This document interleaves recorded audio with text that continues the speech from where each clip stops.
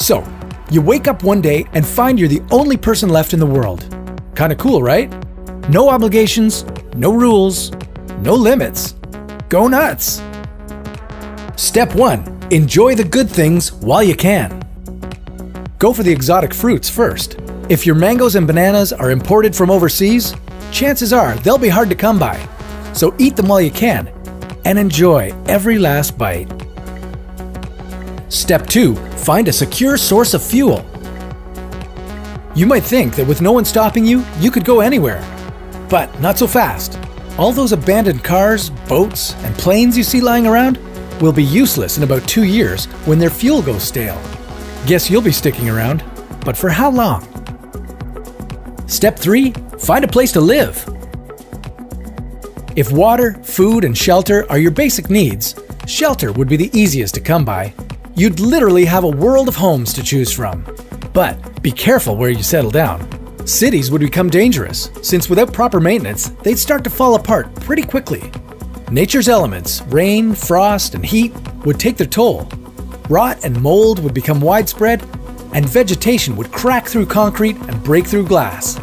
But even if you were able to fight back against nature's reclamation of the land, all it takes is one bolt of lightning to start a citywide fire, and you can't call the fire department, so run for the hills.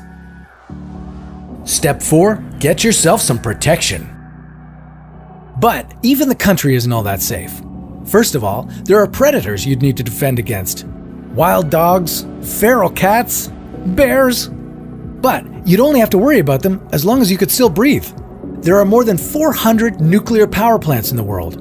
And once their automated safety systems began to fail without human supervision, there would be meltdowns across the planet, rendering many regions simply uninhabitable. Step 5. Find some food.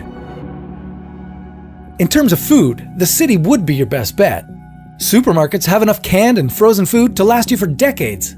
Whereas in the country, crops and livestock would start to dwindle without proper care or protection from predators. But if natural is more your style, you'd have to go back to the old ways of hunting with a spear or bow, since ammunition would be limited and harder to come by. Maybe you could grow your own little vegetable garden, but that would cut into your water resources. Step 6. It's all about the water. Without other humans, you'd be without electricity.